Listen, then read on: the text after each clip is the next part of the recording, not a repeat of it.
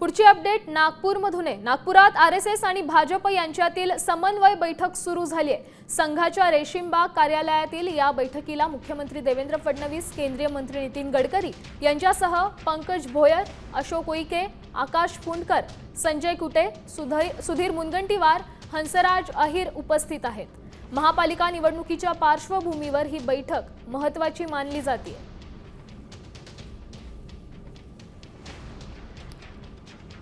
आगामी पालिका निवडणुकांसाठी सगळ्याच पक्षांनी कंबर कसली आहे। त्यात आता ही अपडेट आहे नागपूरमधून। आरएसएस आणि भाजपची समन्वय बैठक आता सुरू झाली आहे।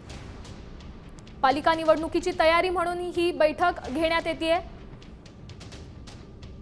या बैठकीत भाजपचे अनेक वरिष्ठ नेते देखील उपस्थित आहेत। या बैठकीत केंद्रीय मंत्री नितीन गडकरी यांच्यासह पंकज भोयर, अशोक उईके, आकाश फुंडकर हे उपस्थित आहेत। या संदर्भातली अधिकची माहिती देण्यासाठी आपले प्रतिनिधी पराग ढोबळे सध्या आपल्या सोबत फोन लाईनवरून जोडले गेलेत। पराग, या बैठकीत काय चर्चा होण्याची शक्यता आहे, काय अधिकची माहिती आहे?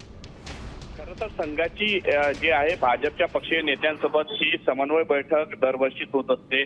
आज जी बैठक होत आहे ती दरवर्षीप्रमाणे होणारी नियमित बैठक आहे। मात्र आगामी ज्या स्थानिक स्वराज्य संस्थेच्या निवडणुका आहे ते पाहता ही बैठक जी आहे ती महत्त्वाची मानली जातात। कारण कुठंतरी संघाचं पाठबळ नेहमीच जे आहे भाजप पक्षाला असतं आणि जेव्हा कुठं अशा निवडणुका असतात त्यांचा समन्वय सुद्धा असतं की लोकांपर्यंत जात असताना कुठली काळजी घेतली पाहिजे हे सगळं आपण विधानसभा निवडणुकीमध्ये आपण पाहिलं सुद्धा आणि त्याचं यश कशा पद्धतीने मिळालं हे सुद्धा पाहिलेलं आहे। आज राज्याचे मुख्यमंत्री देवेंद्र फडणवीस या बैठकीला उपस्थित होते। थोड्या वेळापूर्वी गडकरी, केंद्रीय मंत्री नितीन गडकरी हे सुद्धा बैठकीला होते। तसेच जे महत्त्वाचे मंत्री या विदर्भातले ते सुद्धा या बैठकीला उपस्थित आहेत। तसेच संघाचे महत्त्वाचे पदाधिकारी असतात ते सुद्धा या बैठकीत असतात। अनेक संघटनेचे पदाधिकारी असतात आणि एकंदर ह्या सगळ्या बैठकीमध्ये चर्चा केली जातात आणि विविध विषयावर लोकांपर्यंत कसं पोहोचता येईल याची एक रणनीती जी आहे ती छोटेखानी ठरवली जाते आणि त्यामुळे या बैठकीचं महत्त्व जास्त असल्याचं बोललं जात आहे। नक्कीच धन्यवाद पराग दिलेल्या या सविस्तर अपडेटसाठी।